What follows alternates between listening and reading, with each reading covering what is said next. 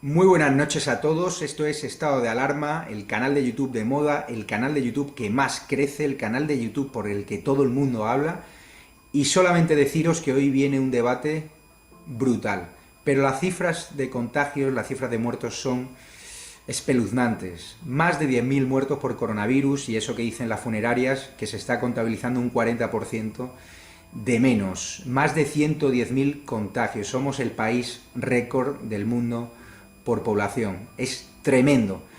Pero hoy en el debate estarán la diputada de Renovación del Partido Popular, Beatriz Fanjul, que nos hablará del papel que tiene que seguir la oposición, hacer lo que hizo Pedro Sánchez con el ébola o no. Estaría María Claver, va a estar con nosotros, analista de La Sexta, y se va a ver cara a cara también con Alvise Pérez, al cual La Sexta y su jefe máximo, Antonio García Ferreras, le llamó ayer estercolero de la ultraderecha. Vamos a ver esas posiciones, cómo casan en estado de alarma, qué defienden unos, qué defienden otros, pero sobre todo lo único que pedimos es que el gobierno no mienta. Y lo que van a escuchar hoy aquí, seguro que no lo van a escuchar en otros medios. Arrancamos. Usted dijo que estamos en guerra contra el virus, pero en las guerras los gobiernos no mandan a los soldados al frente sin casco. España es el primer país del mundo en contagios a sanitarios. Creo que es inadmisible que miembros de su gobierno promuevan caceroladas contra el jefe del Estado y lo hagan desde la sala de prensa de la Moncloa. A algún ministro se le escapó anteayer que el Gobierno conocía desde el 2 de febrero la peligrosidad de la pandemia. Pero el Gobierno animó a centenares de miles de personas a manifestarse masivamente el 8 de marzo. Pero usted, señor Sánchez, aún no lo ha reconocido, ni ha pedido perdón por una negligencia tan grave. A nosotros nos organizaron 25 manifestaciones llamándonos asesinos por sacrificar al perro de la única contagiada por ébola en nuestro país, que afortunadamente se acabó curando. Usted pidió entonces, en plena crisis, la dimisión de la ministra y llamó de todo al presidente del Gobierno. Yo no voy a hacerlo. Señor Sánchez, he de decirle que creo que tiene a un totalitario peligroso sentado a su lado, en su Gobierno. Y en vez de cesarlo, le ha dado más poderes y han utilizado ustedes este momento para blindarle en el control del Centro Nacional de Inteligencia. Y por eso le pedimos que rectifique de inmediato, que aparte de cualquier decisión al señor Iglesias por irresponsable, porque además de incumplir la cuarentena, trata de sacar provecho político en este momento de sufrimiento de los españoles.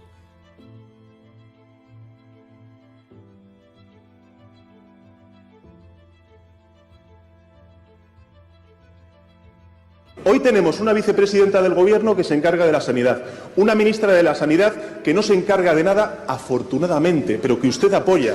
Desvergüenza, desamparo, desgobierno, desinformación, descontrol, descoordinación. ¿Considera el señor Rajoy que la ministra Mato está a la altura de las circunstancias de la crisis que está viviendo ahora mismo nuestro país? La sanidad es patética.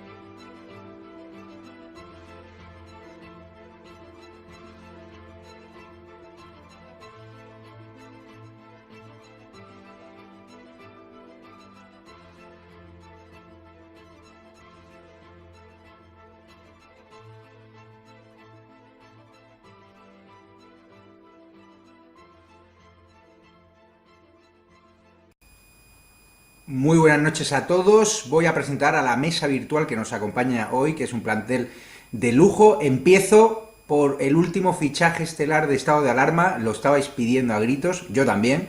No ha sido fácil, pero hoy tenemos aquí a María Claver, que además tuvo un papel muy importante porque estuvo muy cerca de un ministro muy conocido, el señor Margallo, en la plena crisis del ébola que usó el PSOE para sacar su desvergüenza, para atacar al Partido Popular, como ahora no está haciendo la oposición. ¿Qué tal te encuentras, María? ¿Qué tal? Muy buenas noches a todos. Pues bueno, como todos en cuarentena, ¿no? Y a la expectativa de cómo se desarrollen los acontecimientos con este virus que nos trae a todos de cabeza. Pues sí, yo viví el ébola. La verdad es que fue muy diferente, sobre todo el trato, ¿no? Que está recibiendo el gobierno de lo que entonces vivimos. Aquello fue una situación en la que se produjo un contagio, ¿no? A raíz del traslado de un misionero que pidió expresamente ser atendido aquí en España, y una de las enfermeras pues que le atendió efectivamente se contagió.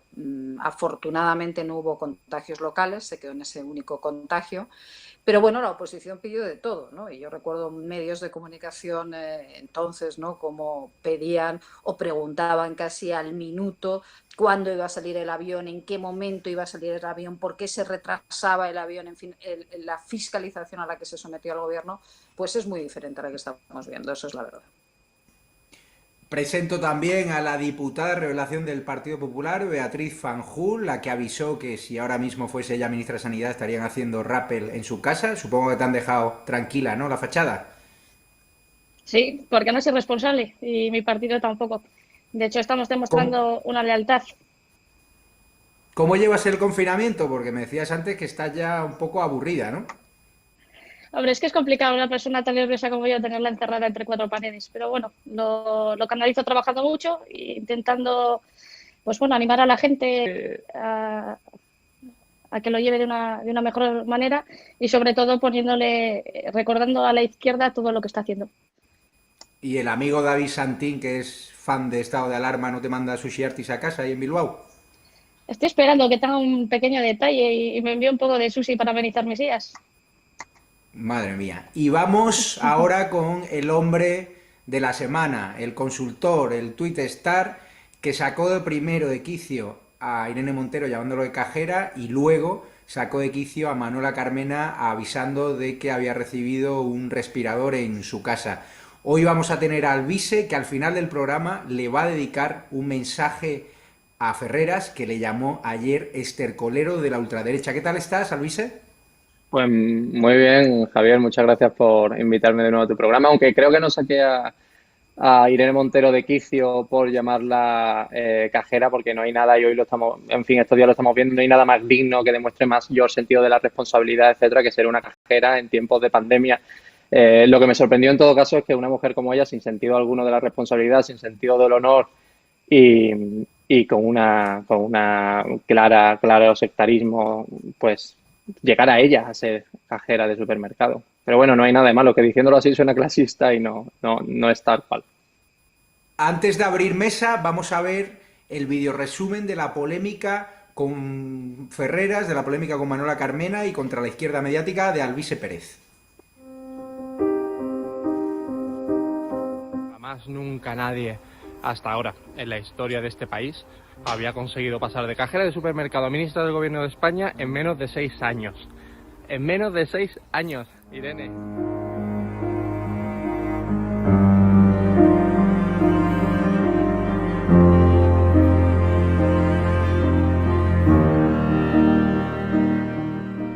A los estercoleros de las mentiras.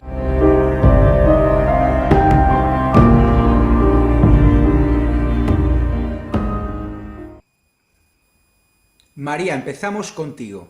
¿Cuál crees que tú, que conoces bien a la oposición, que tienes buenos contactos tanto en el PP como en Vox como en Ciudadanos, cuál crees que debería ser el papel? ¿Lealtad institucional? ¿Apoyar las medidas de Sánchez sin tener en cuenta el papel que él jugó durante la crisis del ébola por ese perro muerto por ébola, Excalibur? ¿Forzar un gobierno de concentración? ¿Tenderle la mano? ¿Sacar a Podemos del gobierno? ¿Buscar el entendimiento con el PNV? Soluciones, pide la audiencia. Bueno, eso es muy difícil. A ver, yo creo que la oposición, yo además a algunos de ellos se lo he dicho en alguna ocasión, me parece que desde el principio tenía que haber sido más contundente con este asunto, ¿no? Yo creo que la envergadura de la crisis se veía venir, aunque evidentemente nos hicieron creer que era una gripe, ¿no? Pero bueno, aquello que estaba pasando en China para mucha gente era alarmante. Hay un bloqueo de la Unión Europea total y cuando esto ya pasa a Italia, pues la situación se descontrola. Aún así, pues hubo muchos problemas incluso para declarar el estado de alarma. Es decir, es que aquí se han tomado decisiones de forma muy tardía, ¿no? Ahí hay que decir que las dos únicas comunidades autónomas que desde el principio pues intentaron, ¿no?, meter presión fueron Madrid y también fue el País Vasco, y gracias precisamente a Madrid y al País Vasco pues se tomaron, en estas comunidades autónomas además se tomaron medidas pues una semana antes, ¿no?, de que se declarase el estado de alarma. Las cifras lo estamos viendo ya. No se puede, ahora hablan los niños de la curva, ¿no?, pero no se puede hablar de una curva. Lo que sí se puede hablar es de que hay una menor presión hospitalaria, evidentemente en aquellas lugares donde antes se tomaron las medidas, y yo sí que creo que la oposición tenía que haber sido mucho más contundente, porque su labor es la de fiscalizar al gobierno, ¿no? Yo creo que a veces estamos demasiado pendientes de cómo nos van a calificar, ¿no? Por hacer esa labor de oposición. Y yo creo que la labor de oposición la oposición tiene que hacer lo que le toca, le digan lo que le digan o le llamen lo que le llamen, porque en este país desgraciadamente hemos pasado a ser cualquier persona que discrepe de lo que es la verdad oficial, pasa a ser derecha, ultraderecha, ultraderecha, ultrafacha, ¿no? Entonces, yo creo que eso, me parece que la oposición en ese sentido tiene que quitarse un cierto complejo, ¿no? Y empezar a actuar, porque es la manera de conectar verdaderamente con la calle. Todos los que estamos en los medios de comunicación y los que estamos ahora en contacto con médicos, con enfermeras, sabemos un poco el sentir que hay ahora mismo en la calle, ¿no? La gente está aterrada. Pero llegará el momento en el que se tengan que pedir explicaciones y responsabilidades, y yo espero ver a la oposición en ese momento duro. Hay que apoyar las medidas cuando hay que apoyarlas, evidentemente, medidas que puedan servir o contribuir primero a mitigar la crisis económica que se nos viene y luego también, obviamente, a salvar vidas, pero también tiene que hacer una labor de oposición como corresponde, ¿no? Y yo espero verles ahí y verles duros, porque aquí se ha cometido una gran negligencia política, pero enorme. No, es que en todos los países pasa ya, pero España, con apenas llegamos a 50 millones de habitantes, es el segundo país con más muertos del mundo, Mira que hemos querido estar a veces en el G8, en el G9. Bueno, pues no, estamos en el segundo puesto a nivel de muertos del mundo y de contagiados, ¿no? Y seguramente, además, como se han apuntado, además, haya más muertos. Obviamente, cuando pase toda esta crisis, veremos la verdadera envergadura. Así que yo creo que hay que ser muy respetuoso con todos los que están perdiendo tantos y tantos familiares en este dramón. Beatriz, continúo contigo. El papel del Partido Popular ha cambiado bastante. Empezó siendo un papel de lealtad institucional. Hubo un debate en Génova, ¿no? Había distintas sensibilidades sobre tender la mano o pasar al ataque, y el señor Pablo Casado del Congreso de los Diputados, en un gran discurso, subió el tono, miró de tú a Pedro Sánchez y a Pablo Iglesias, les señaló por la irresponsabilidad del 8M. ¿Esa va a ser la tónica general del Partido Popular a partir de ahora? Porque es lo que piden los españoles.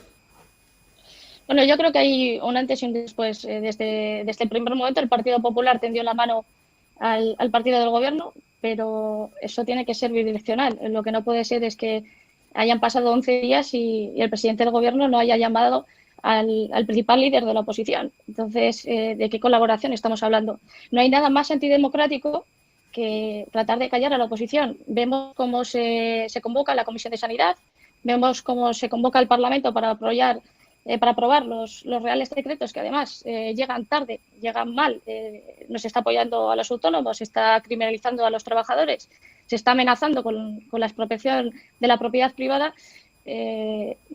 ¿A qué tiene miedo el Gobierno? ¿A qué nos ocultan? Es evidente que hay una maldad detrás y que no tienen la intención de dar cuenta de los datos reales. Y lo hablábamos antes, ¿no? Con la crisis del ébola y con esta crisis. Cómo se gestionó, cómo lo gestionó el Partido Popular, a cómo lo está gestionando el Partido Socialista. Por lo tanto, nosotros colaboración sí, pero que nos traten de idiotas no. Alvise, te hago partícipe de la encuesta a estas horas. ¿Debe salvar la oposición a Pedro Sánchez? Pide lealtad cuando ellos no lo fueron como oposición, ¿no? Los espectadores de estado de alarma han votado mayoritariamente por encima del 90% que no hay que salvar a Sánchez. ¿Qué opinas tú? A ver, es que en una situación normal, como bien dice Beatriz y María, el papel de la oposición debería ser apoyar al gobierno en este tipo de crisis históricas en donde nadie tiene la culpa de un virus. Pero es que en España se nos da la particularidad de que el gobierno está secuestrado por un partido comunista y por unas acciones de índole criminal. Y hay que decirlo así, como ocultar advertencias sanitarias, animar en plena pandemia que la población se conglomerara en lo que hoy ya sabemos que fueron mataderos. Y ahora instrumentalizando a 10.000 muertos por el coronavirus para hacer oposición como si ellos no gobernaran. Con un gobierno así, lo único que cabe hacer es oposición dura, retratar sus mentiras y atacar el principal resorte de poder socialista que, como bien ha medio indicado María, es el sistema de concesión de licencias televisivas y el soborno a los grandes medios de comunicación. ¿O alguien entiende en este país que mientras los sanitarios están cayendo como moscas por falta de equipos de protección se estén dando 15 millones de euros a autopolio mediático? ¿Alguien entiende que en este país, que mientras los autónomos con un beneficio medio de 751 euros y menos de 17.500 euros al año le estén obligando a pagar la cuota mientras se dan 15 millones de euros a un duopolio mediático de más de 2.300 millones de euros y que hace apenas un mes reconoció beneficios de 330 millones? O sea, es que no hay alguien que se diga de izquierdas que pueda defender esto. ¿Cuál es la labor de la oposición? Pues francamente, bajo mi punto de vista, que este gobierno caiga. María, me he quedado antes con la copla cuando tú estabas en el gobierno con Margallo y este decías es otro que debate, no para... Este debate que ha metido Albizu es otro pero vamos debate por partes. y tendríamos mucho que hablar de la actuación de la derecha en los medios de comunicación hace muchos años. De eso Sí. solo tiene responsabilidad, querido Albizu, la derecha, ¿eh? No Totalmente de busquemos acuerdo enemigos contigo. donde no los hay. Entonces, eso Totalmente. es muy importante saberlo, ¿eh? De lo que uno es responsable, se tiene que hacer responsable uno, ¿eh? Y no buscar enemigos en otro, porque esto es como si el Madrid y el Barça, porque pierde el Madrid, dice, no, es que claro, es que el Barça es muy bueno, claro, pues y tú un poquito peor que el Barça, ¿sabes? Y eso es lo que pasa en este país, que ha habido una dejación de funciones en lo que se refiere a la derecha social, en lo que se refiere a la derecha empresarial y en lo que se refiere a la derecha también política. Pero a mí no me gusta buscar enemigos.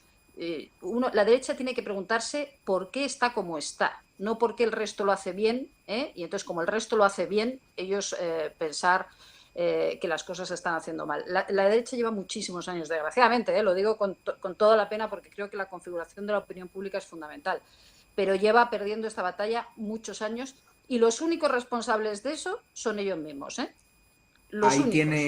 Ahí está claro, María, y lo hemos hablado muchas veces, que es el complejo de la derecha. Cuando llega Iván Redondo a la Moncloa, lo primero que hace la incapacidad. el gobierno es echarnos, es purgarnos de la televisión pública española.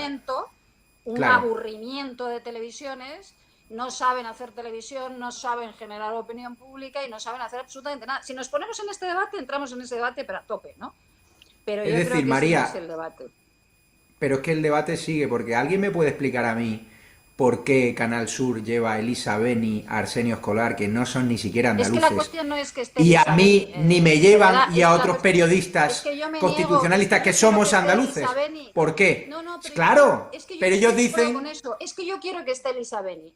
Yo quiero que esté también, pero también la otra parte, ¿no? Es que esa no es el problema. El problema es que la derecha nunca ha tenido ninguna capacidad para generar opinión pública. Ninguna. Desde la época de Aznar, que fracasaron estrepitosamente en ese intento, no lo han sabido hacer jamás. Y entonces lo que se tiene que hacer mirar la derecha es su incapacidad. O sea, yo le digo muchas veces a gente, ¿no?, que está en la Sexta, y de esto estoy convencida, lo que digo es que tú le das la Sexta a la derecha y se la carga en 7 días. Toda la razón tienes. Sí. Y volviendo al tema central, porque ese tema dedicaremos un capítulo especial la semana que viene, al cual estarás invitada, por supuesto, María, ¿no?, para hablar de la desinformación en los medios, sobre todo la manipulación y desinformación que hacen algunos, como el lechero Fortes. María, me queda con la copla antes de que hablabas, cuando estabas con el gobierno de Margallo, de cómo fiscalizaban los periodistas la hora de llegar a los vuelos, el material que había. Ahora cuenta nuestro compañero Javier Chicote en ABC que un avión procedente de China, con material comprado por el gobierno, aterriza en Madrid semivacío por falta de permiso. Es decir, la aeronave solo ha podido cargar 800 kilos cuando hoy llega otra igual con 5 toneladas. La aduana china se la incautó del resto por no tener la documentación en regla. Mal empaquetado y sin traducciones. Eso se llama negligencia, eso se llama chapuzas. No sé qué opinas tú. Pues que como se ha llegado tarde, efectivamente estamos entrando en una selva, que hace que llegue un avión vacío, prácticamente, como se ha contado aquí, o que, por ejemplo, el otro día, como informaba la Comunidad de Madrid, pues llegase un avión exactamente a las 2 y no sé si era 47 de la tarde y no se pudiese descargar porque aduanas a las 3, pues la cosa se chapaba, cerraba, ¿sabes? Entonces el avión no se podía descargar en una situación de emergencia como la que estamos, ¿no? Bueno, yo creo que el problema aquí ha sido que se reaccionó tarde. Vamos a ver, porque yo creo que habrá que ver si hay responsabilidades, ¿no?, de de algún tipo en la gestión de este gobierno. Creo que cuando todo esto pase, pues eso se verá, ¿no? Pero se reaccionó tarde y ya se tenía información, ¿no? El otro día la Policía Nacional en la rueda de prensa precisamente lo vino a decir, aunque el secretario de Estado de Comunicación dijo aquello de, bueno, a lo mejor eran 3 semanas, no 2 meses, ¿no? Ya se llevaba avisando de que esto era un virus más grave de lo que se estaba diciendo y que desde luego se tenían que proteger, que se tenían que proteger los fuerzas y cuerpos de seguridad del Estado y que se tenían que proteger los sanitarios y que se tenían que proteger toda la población de riesgo. En fin, no se tomaron esas medidas y estamos como estamos. Pues yo creo que, en fin, habrá que exigir responsabilidades, ¿no? Porque es que no puede ser que haya... Es que estamos ya por encima de 10.000 muertos, ¿eh? Es que hay auténticos dramas familiares con personas, con médicos. Yo conozco médicos, ¿no?, que han perdido a su padre y a su madre, a los dos. O sea, una cosa tremenda. Lo que está pasando es tremendo, ¿no? Y nosotros estamos en esto de la curva, que, como digo, se han convertido en... el doctor Simón, desde su cuarentena, ahora se ha convertido en el niño de la curva, que nos cuenta todo el día cómo está la curva, ¿no? Si la curva se aplana, si no se aplana, pero que no pasamos de ahí, ¿eh? Y que seguimos por detrás, porque es que a partir de ahora tendrán que explicarnos, estos señores, que todavía no hay test, ni hay absolutamente nada. A estas alturas tendríamos que estar, se tendrían que estar haciendo test masivos a la gente, ¿no?, para saber si tienen anticuerpos, si no tienen anticuerpos, pues cómo están planificando la vuelta a la actividad económica, porque también hemos conocido las terroríficas cifras, ¿no?, del paro y de las afiliaciones a la seguridad social. Oiga, si ustedes no hacen test, ¿cómo piensan ustedes ir poniendo el motor en marcha? Esa es mi pregunta. ¿Tendrán ustedes algún plan? Bueno, no sabemos qué plan tienen, no sabemos dónde está el material, dónde están los aviones, no sabemos dónde están los test, no sabemos lo que piensan a futuro. Eso lo único que nos están contando es que hay una curva que, según ellos, parece que se va aplanando. Bueno, yo creo... Uy. Se ha quedado María cogida. Beatriz, ¿me escuchas? Beatriz, sé que hubo un pequeño error de conexión y hemos despedido a María, que ahora volverá cuando lo corrija. Preguntarte, las cifras de paro, como estaba contando María, son escandalosas, 833.000 empleos menos. Hoy contaba Carlos Segovia en El Mundo que esa destrucción de empleo se le puede achacar al gobierno de Sánchez porque coincide justo cuando la gente se da de baja de la Seguridad Social, justo cuando él inicia su plan de choque, sus medidas, es decir... El plan de choque del gobierno no generó la confianza suficiente en el gobierno. Vosotros desde el PP, ¿cómo valoráis estas cifras del paro? Yo he visto la comparecencia que ha hecho la ministra Yolanda y he sentido muchísima vergüenza, porque además, entre risas, hablaba de los parados, pero es que no los contaba como parados, ¿no? Tenemos casi 300.000 parados más y 900.000 personas menos cotizantes en la Seguridad Social, ¿no? Es dramático. Desde el Partido Popular lo que planteaba Pablo Casado es que un mes después de cuando acabe el estado de alerta, pues bueno, se acabe con los ERTEs. Además, todas las medidas que ha tomado el gobierno de España son, a mi juicio, medidas que son disuasorias. O sea, ¿cómo es posible que entre hasta el 75%, ¿no? Un 75% a las personas vulnerables? Con un 75% vas a la quiebra. Nosotros planteamos que se baje al 40%.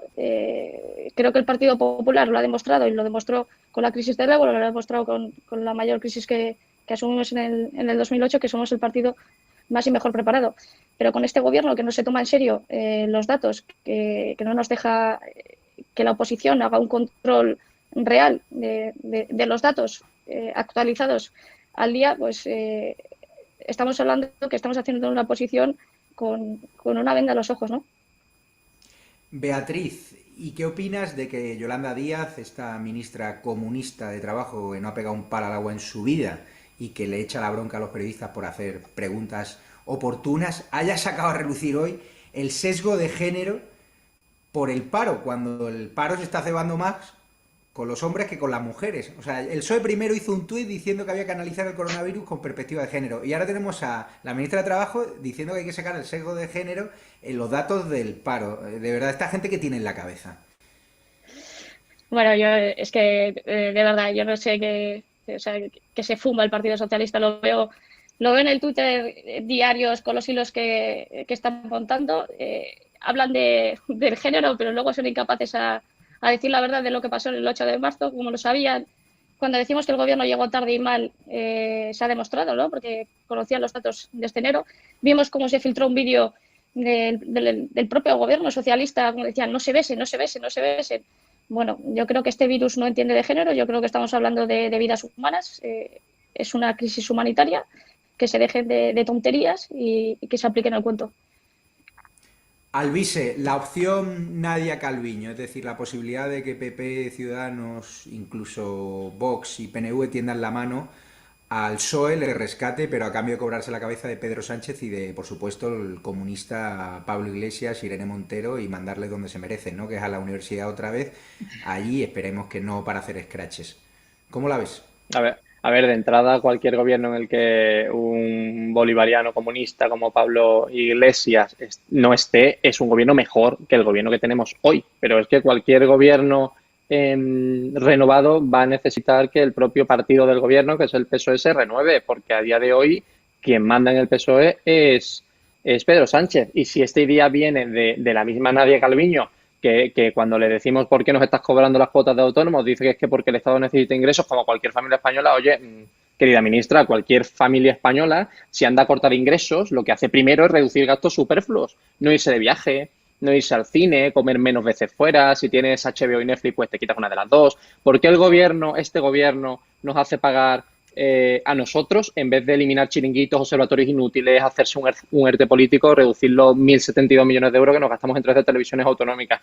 Cuando hablemos de gobierno de coalición, por mí genial, siempre y cuando salgamos de Iglesia, pero siempre y cuando también el coste de esta crisis lo pague quienes lo tienen que pagar, que son todos esos chiringuitos que llevamos décadas pagando, tanto con el PSOE como con el Partido Popular. María, Yolanda Díaz ha regalado hoy otro grandioso titular que es los ERTE no son paro, ¿no? Que se lo pregunten a esas personas que son víctimas de los ERTE, que ya no tienen algunas ni para comer o que han tenido que dejar sus pisos e irse a vivir otra vez con sus padres ya teniendo 50 años. Claro, ni las bajas a la Seguridad Social son bajas a la Seguridad Social, ni ella es una ministra, ni esto es un gobierno, ni nosotros estamos hablando, ¿sabes? Es que al final... tú decías antes, ¿no? ¿Qué va a pasar realmente con este gobierno? Si se puede hacer un gobierno, si se puede apoyar este gobierno. Es que este gobierno es muy dificilito de apoyar, ¿eh? Es decir, es que tenemos gente que no está capacitada. El otro día Quique San Francisco, ¿no? Lo decía en un programa precisamente de La Sexta, con Cristina Pardo, compañera a la que yo quiero mucho, y decía, ¿no? Es que estos señores, es que, claro, cuando estás en manos de aficionados, pues pasan estas cosas, ¿no? Tienes una ministra de Trabajo que no sabe... Bueno, recuerdo que la del PSOE, la que estaba antes, llegó a decir un día, yo, ante, vamos, mi estupefacción, que es que ella de economía no sabía, la ministra de Trabajo, ¿eh? Bueno, esta tampoco sabe mucho, ¿no? Y dice que los ERTES no son ERTES, que las bajas a la Seguridad Social, en fin, tenemos una situación económica muy complicada. La verdad es que el Partido Popular tiene una enorme responsabilidad, porque, por un lado, pues claro, tiene que echar una mano, ¿no? Pero por otro tiene que retratar a este gobierno de incompetentes, ¿no? La rueda de prensa hoy de la ministra de Trabajo, bueno, ya se está viralizando, ¿no? Porque es que es un auténtico despropósito, quiero decir. Es de alguien que no sabe muy bien por dónde van las cosas. Y esto, se habla de una caída del 10%, de hasta el 15%, yo he escuchado, ¿no? Del PIB, he leído a algunos expertos, te cuentan, ¿no? Del PIB. Y estamos hablando de una crisis económica de la que podemos tardar muchísimos años en salir, ¿no? Y yo creo que lo que está cada vez es más evidente es que estos señores no tienen capacidad para poder dirigir un país en la situación en la que estamos. Además, en el PSOE pasa una cosa que pasó también en el Frente Popular, antes de la Guerra Civil, ¿no? con el gobierno del Frente Popular, ¿no? El PSOE o Pedro Sánchez siempre tuvo una intención, ¿no? Que era escorarse, ¿no? Para dar el abrazo del oso a Podemos y luego desde el gobierno centrarse. Le salió todo reparadamente mal y el caso es que cuando el PSOE cuando el Partido Socialista y el Partido Comunista cohabitan en un gobierno, siempre acaba radicalizándose el Partido Socialista, ¿no? Y yo creo que ese es el gran problema que tenemos ahora, ¿no? Que es un partido socialista que está en manos del comunismo, pero del comunismo más rancio y más indocumentado posiblemente de la historia de España, ¿no? Beatriz, ayer leíamos en El Español que la segunda tanda de test rápidos que encargó el gobierno a la misma empresa que no tenía los test homologados a pesar de los avisos de China, pues que esta tanda tampoco sirve para nada, que solo tiene una sensibilidad del 50%, es decir, otra más del gobierno de Mortadelo y Filemón. Tú ya, ¿cómo te lo tomas? Porque hablé ayer con fuentes muy cercanas a la hermana de Cospedal, que es un alto cargo de una empresa de biotecnología que tenía los test ya preparados para dárselos al gobierno antes de que estallase la pandemia, y el gobierno la ninguneó por apellidarse Cospedal. ¿Tú crees que fue por eso o hay otras razones? O sea, ¿cómo achacas este despropósito de los test rápidos, que ha sido la clave en Alemania de que la cifra de muertos sea sensiblemente inferior, a pesar de lo que nos decía el Lumbreras de Fernando Simón, de que los test rápidos inicialmente que no hacían falta, que solo para la gente ya mayor y la gente que tuviese síntomas y tal graves, ¿no? Yo, llámame rara, pero yo si compro el día de mañana algo a una empresa y veo que es defectuoso, que no vale absolutamente para nada, no soy tan masoca de volver a comprar a la misma empresa. Pero bueno, yo debo ser muy rara, pero sí que le rogaría al gobierno de manera encarecida que le dejaran esos trabajos a Amancio Ortega, porque por lo visto es mucho más eficiente y más eficaz. Y desgraciadamente esto se está convirtiendo, ya no sé si en una película de terror, una película cómica, porque todos los días nos despertamos con una noticia de este estilo. Y estamos hablando del gobierno de España, que son supuestamente los líderes políticos los que deberían estar dando ejemplo y demostrar una efectividad y una eficiencia dadas las circunstancias, que estamos hablando de vidas humanas. Por lo tanto, yo he llegado a sentir vergüenza ajena y de verdad es que no puedo llegar a entender cómo se puede ser tan cenutrio.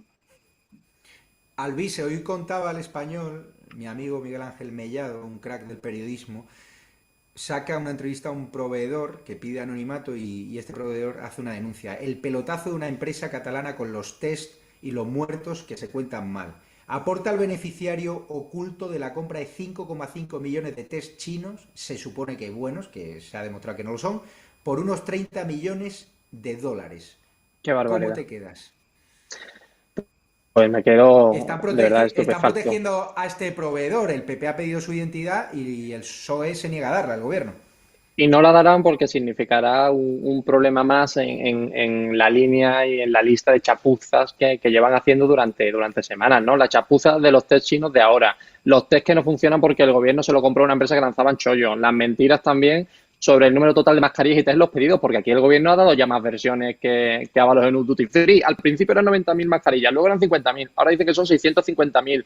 Y a esta chapuza de los test y a esto que no sabemos exactamente por qué ocultan la identidad de esta persona, recordemos, todo este tipo de errores cuestan vidas humanas, que ya hemos perdido más de 10.000 vidas en España. Y esto se suma al escándalo de hoy, lo del avión procedente de China con material comprado por el gobierno que aterriza en Madrid semivacío con apenas 800 kilos de las 5 toneladas de material que podía albergar, porque el gobierno se olvidó, no rellenó correctamente la documentación, erró en el tipo de empaquetado o se olvidó de las traducciones que exigen la aduanera china. O sea, de verdad que esto ya no va de rojos comunistas o fachas franquistas, esto va de que va a morir un montón de gente por culpa de unos ineptos que ya están decidiendo quién vive y quién no. En fin, me altero, Javier. María, rápidamente, supongo que durante el 11M, no recuerdo bien ahora, pero también estabas en el gobierno del Partido Popular. ¿Cómo se gestionó por parte de los medios de comunicación que no pararon de sacar fotos del sufrimiento, del dolor? En cambio, del Palacio de Hielo, yo no estoy pidiendo que se saquen esas fotos por respeto a la intimidad de las familias, pero es cierto que este gobierno está tratando de que no salgan esas fotos de dolor, las vidas rotas por el coronavirus. Solo hay noticias bonitas en los medios de comunicación, digo, en determinados medios de comunicación controlados por la izquierda. ¿Tú ves esa doble vara de medir? Vamos a ver, yo lo que creo es que, sí, obviamente, y no solo con esto, o sea, que decía, la doble vara de medir es esto, es el Prestige, acordémonos del Prestige, la que se lió con el Prestige, o sea, es decir, hemos hablado del ébola ahora, es decir, ¿hay una doble vara de medir? Obviamente la hay, pero volvemos al discurso o al debate que teníamos al principio, ¿no? ¿De quién es la culpa? Y si buscamos culpables donde no los hay, en gente que hace bien su trabajo y en los que no saben hacer su trabajo. Esa es la verdad, ¿eh? Esa es la verdad de la derecha mediática. Y pues yo creo que no, a ver, yo sinceramente creo que a mí no me gustaría ver esas fotos. Ya han salido, desgraciadamente hoy ha salido precisamente el tanatorio, no sé exactamente si ha sido de Móstoles, con algunas imágenes, ¿no? con los féretros apilados. A mí no me parece que esas imágenes, pero entiendo que tienen relevancia pública y que si algún medio la publica, a mí me parece que tiene interés general, es de interés general esas fotografías. Yo lo que creo es que hay que pedirle y exigirle a los gobernantes seguir el mismo criterio, ¿no? O sea, estas ruedas de prensa que estamos viendo, ¿no? Si ya no es en el 11M, es que ha sido en tantas cosas, es que yo me recuerdo tantos casos en los que se ha metido una presión enorme. Yo estuve en el 11M también. Y hubo ministros que salieron de las manifestaciones, bueno, que tuvieron que sacarles de las manifestaciones porque les querían matar, ¿no? O sea, es decir, los manifestantes y con una presión enorme sobre el gobierno. Luego, antes estaba la guerra de Irak, antes estuvo, ya te digo, el Prestige, antes estuvo... Y siempre hubo una enorme presión sobre el gobierno del Partido Popular. Y yo creo que eso es lo que no puede ser. O sea, es decir, es evidente que este gobierno ha hecho las cosas muy mal. Hombre, no se ha inventado el virus ni ha creado el virus, eso es evidente, y desde luego yo estoy convencida de que están lamentando enormemente porque el ministro Illa, y además es así, se le ve consumido, es decir, pero tienen que reconocer que han cometido errores, que no están a la altura y sobre todo que se ponga, que estamos en un momento, Javier, que estamos en un momento de acuerdos nacionales. Es decir, es que yo hablaba de diálogo social el otro día. No, si esto no es un diálogo social, esto es un diálogo nacional. Es que hay que llamar a la oposición. Es que al jefe de la oposición, a Pablo Casado, el presidente del gobierno hace 10 días que no le llama. Anuncia unas medidas que son... que van a tener un impacto enorme en la economía. Luego será discutible si se tenían o no que haber tomado estas medidas o el modo en que se han tomado, pero no se ha puesto en contacto ni con el jefe de la oposición, ni con el resto de formaciones políticas, ni se pusieron en contacto con los empresarios, a los que obviamente les afecta directamente este asunto, que es que se lo contaron 5 minutos antes, ¿no? Sí. Y eso es terrible. O sea, quiero decir, es que lo que estamos viendo en esta gestión es una negligencia político-sanitaria que además nos va a arrastrar a una crisis económica sin precedentes. Voy a abrir... creo, de verdad... Voy a abrir el turno de preguntas, María, que nos queda muy poquito tiempo. A Beatriz Fanjul, Pablo Barcina le pregunta: ¿unirán fuerzas los partidos de centro-derecha para evitar dispersión de votos en las próximas elecciones?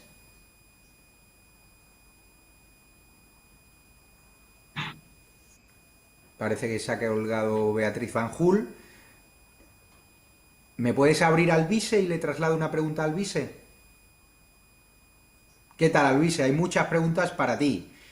Preguntan, Antonio García, ¿crees que podemos llegar a una dictadura si el país cae en recesión económica total y teniendo en cuenta, y esto lo aporto yo, que estamos en manos de un régimen bolivariano por parte de Iglesias y Echenique y compañía? Gracias por la pregunta, Antonio. Pensémoslo bien. Tenemos un Congreso completamente sellado a la oposición, donde se han eliminado todos los plazos de control al gobierno.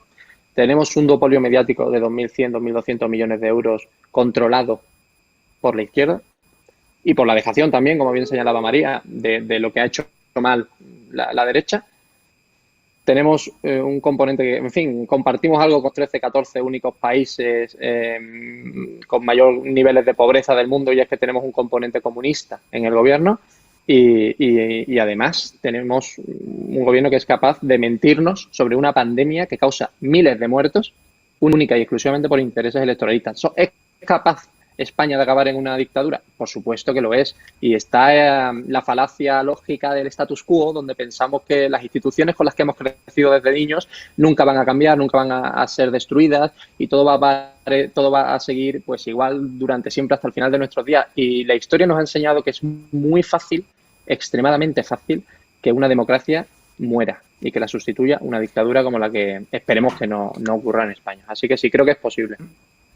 Vamos a dar paso a Beatriz Fanjul, que se ha quedado congelada. Parece ser que los hackers de Podemos, es broma, ¿no? Están tratando de boicotear esta emisión de estado de alerta. Muy rápidamente, Beatriz, porque nos queda muy poquito de programa y recuerdo que ahora viene la fase gorda del programa, que es la respuesta de Alvise a Antonio García Ferreras de La Sexta por llamarle estercolero. Va a haber unidad de fuerzas en las próximas elecciones en 15 segundos. Bueno, yo creo que nosotros ya somos ejemplo de eso, ¿no? Lo intentamos para estas elecciones, lo hemos vuelto a demostrar en el País Vasco, con lo cual a los hechos me remito. Yo creo que sí. María, preguntarte muy rápidamente también. Pregunta Iván Muñoz, ¿crees que Pablo Iglesias le está comiendo el terreno a Pedro Sánchez en cuanto al peso de las decisiones del gobierno? Muy brevemente, en 20 segundos. Que ya te lo he contestado antes, es decir, es que cuando hay un gobierno coaligado entre comunistas y socialistas, lo vimos antes de la Guerra Civil y lo vemos en la Segunda República y lo vemos ahora, siempre los comunistas le comen la tostada a los socialistas, ¿no? Es decir, y lo estamos viendo ahora, es decir, Pablo Iglesias le va a comer la tostada a Pedro Sánchez, obviamente, si no, el presidente del gobierno, si fuese medianamente responsable y se guiase, ¿no?, por el interés general, pues estaría seguramente en una socialdemocracia de Felipe González, incluso, fíjate, de Zapatero. Yo creo que realmente estaría en contacto con la oposición, estaría en contacto con los agentes sociales, con los sindicatos, pero también con la patronal, no estaría criminalizándose a los empresarios como se está haciendo, cuando además se está produciendo una colaboración público-privada sin precedentes. Estamos viendo una generosidad extraordinaria de todo el sector privado, que gracias al sector privado precisamente se está pudiendo traer mucho material sanitario, en fin. Entonces, todas estas cosas, ¿por qué? Pues porque tiene a los comunistas de Podemos, a los agentes bolivarianos metidos en el gobierno, claro. Sí. Y está absolutamente entregado a o rompes ese gobierno de coalición y tienes que convocar elecciones o tienes que tragar, ¿no? ¿Qué es lo que está haciendo? Tragar y tragar. Alvise, ha llegado tu momento. Has dormido bien, tienes el chat y el Twitter ardiendo. Está todo el mundo como loco, no paran de mandarnos preguntas, si tienen miedo, si te siguen amenazando. Porque ayer, un factotum de la izquierda mediática, el jefe de La Sexta, Antonio García Ferreras, te llamó estercolero de la ultraderecha. ¿Estás preparado para lanzarle un mensaje? Pues estoy preparado. Pues vamos a dar paso al videoresumen que explica la situación. Y en muy poco tiempo tendrás la oportunidad de saldar cuentas, si así lo consideras, claro. Dentro vídeo. Jamás nunca nadie, hasta ahora, en la historia de este país, había conseguido pasar de cajera de supermercado a ministra del Gobierno de España en menos de 6 años. En menos de 6 años, Irene.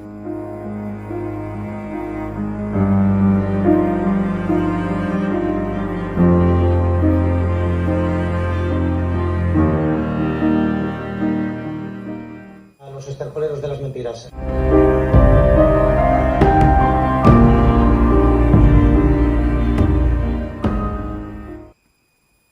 Alvise, te he de reconocer que conozco bien a Ferreras y no es habitual que dedique una parte de su programa a atacar a un consultor muy conocido por redes sociales, a Alvise Pérez. Es cierto que te borraron, ¿no?, el nombre del tuit, no sé si por no darte publicidad, pero primero quiero que expliques la polémica de Carmena. ¿Es cierto que recibió un respirador para curarse del coronavirus? Explica a la audiencia que hay muchas dudas en torno a ello, porque los verificadores de la izquierda mediática que controla el gobierno salieron en tromba contra ti, claro.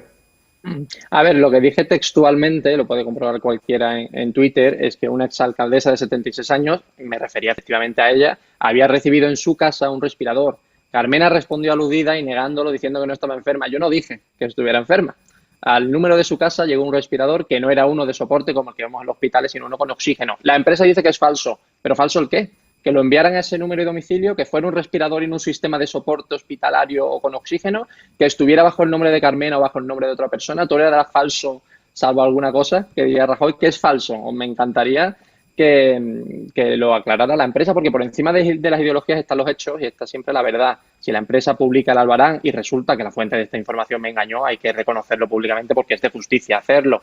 Lo que me causa sorpresa, Javier, es que Pepa Bueno, La SER, Ana Pastor, Ferreras, La Sexta, Público, Ignacio Escolar, Antonio Maestre y todo el aparato mediático nacional de la izquierda se me haya lanzado encima por este matiz en el que, insisto, yo jamás dije que Carmena estuviera enferma, mientras ese mismo aparato mediático lanza mentiras y bulos a diario contra toda la derecha española, arruinando vidas de inocentes, estigmatizando a líderes del PP o de Vox, y ahora van de dignos ante cualquier ataque a uno de los suyos. Carmena, en este ejemplo, son vasallos del poder y son vasallos de su sectaria ideología. Bueno, ya te digo yo que están buscando tu muerte civil, que ya sabes lo que hicieron conmigo, ¿no? Que trataron también de reventarme, y eso es porque nos consideran peligrosos. Si no fueses una persona peligrosa para la izquierda mediática, Bueno, no lo te habrían tuyo dado además ni es que bola. lo tuyo fue doliente además porque la sentencia, en fin, está clarísimo que tú jamás te inventaste una entrevista, pero ya ves cómo funcionan para intentar destruir mediáticamente a cualquiera que no simpatiza con ellos. A mí lo que me llama la atención de Antonio Ferreras es que me llame estercolero. Antonio Ferreras, de un estercolero, de la mierda, puede salir tierra fértil y vida. Lamentablemente de tu programa, de ocultar pandemias, de manipularnos, solo sale una cosa y es muerte. Ojalá seas justo y rectifiques. Él habla de la infodemia, él te llama estercolero. Muy brevemente, en 15 segundos, tu mensaje a García Ferreras, aunque ya lo has avanzado, y a La Sexta. Bueno, a mí lo que te he dicho, que me llame estercolero, bueno, de la mierda, de un estercolero puede salir tierra fértil y puede salir vida, pero de programas como La Sexta, de ocultar pandemias, de manipularnos y decir que no pasaba nada, solo sale una cosa y es muerte, y son los 1000 y pico muertos y la peste roja que estamos sufriendo hoy en España mientras estamos confinados en nuestras casas. Eso sí es muerte. Pues Y eso sí es muchísimas basura. gracias al Vice Pérez, te despido por hoy, también despido a Beatriz Fanjul, muchas gracias, te esperamos la semana que viene, Oye, yo tengo que decir y a, una cosa, Negre, y a María Yo estoy Claver también. callada por... Cuéntame más. Escucha, no, yo quiero decir una cosa porque me parece injusticia. Yo estoy callada escuchando muchas cosas que se están diciendo. Alvise, yo te diría que yo me fui a la Plaza de Colón Yo y yo también. no tuve a la... Sí, ya, pero yo además me subí allí y me pusieron... Y yo. No te... Como me pusieron... No, a mí, digo, que me subí allí a dar a leer el manifiesto de los partidos y puse mi prestigio profesional allí encima, ¿no? No por los partidos, que realmente daban bastante lo mismo, ¿no? Sino sobre todo por la gente que había allí. Y yo vi a mucha derecha sacudirme, pero sacudirme sin compasión, sobre todo la derecha. Y yo tengo que decir que la única persona que a mí no me sacudió, y es más, que me apoyó, porque es que todo lo que estoy diciendo es absolutamente cierto, fue Antonio García Ferreras. Entonces, yo creo que estas cuestiones hay que hablarlas. Si queréis algún día debatimos, ¿no? Pero a mí me parece que hacemos mal si no contamos toda la verdad o contamos parcialmente la verdad, o uno se convierte en aquello que dice que el otro es.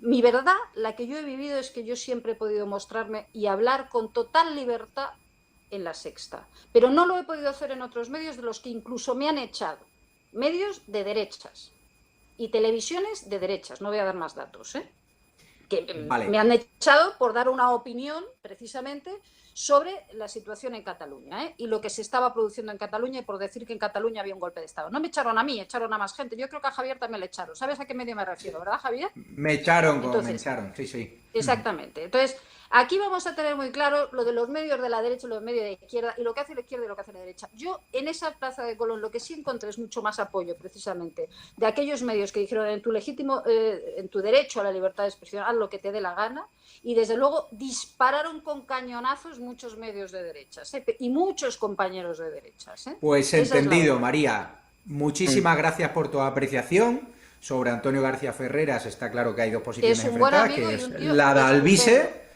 la de María Claver, sin duda. Pero es que quiero decir una cosa, Javier, no, porque es que hay cosas que es un buen periodista, es una buena persona, García Ferreras, esa es la verdad, es una buena persona, es un buen periodista, y que yo esté en las antípodas de su pensamiento ideológico, pues es lo que me da rabia, porque si tuviésemos muchos Ferreras en la derecha seguramente no estaríamos como estamos. Pues María, yo respeto tu libertad de expresión, yo también soy un firme defensor de todas las cadenas privadas de la libertad de expresión, que cada una Hasta diga ahí cada podíamos cual llegar. lo que dice en su programa, es decir, yo mantengo el respeto absoluto a la libertad de expresión, sea de izquierdas, sea de derechas, sea de centro, lo respeto. Y ahí está mi mensaje, y con esto cierro ya por hoy estado de alarma, y mañana os aviso que hay plato fuerte a las 8:30 de la tarde. Entrevista en exclusiva al youtuber de moda, el youtuber que más irrita a las feministas y que ahora vive confinado y que está bastante cabreado por el coronavirus, Roma Gallardo. Muy buenas noches y gracias por seguirnos. Suscríbanse en Estado de Alarma en el canal de YouTube y manden también a nuestro email de contacto estadoalarmatv@gmail.com cualquier sugerencia, pregunta o duda. Estamos muy agradecidos, más de 50.000 suscriptores en solo una semana. Abrazos fuertes.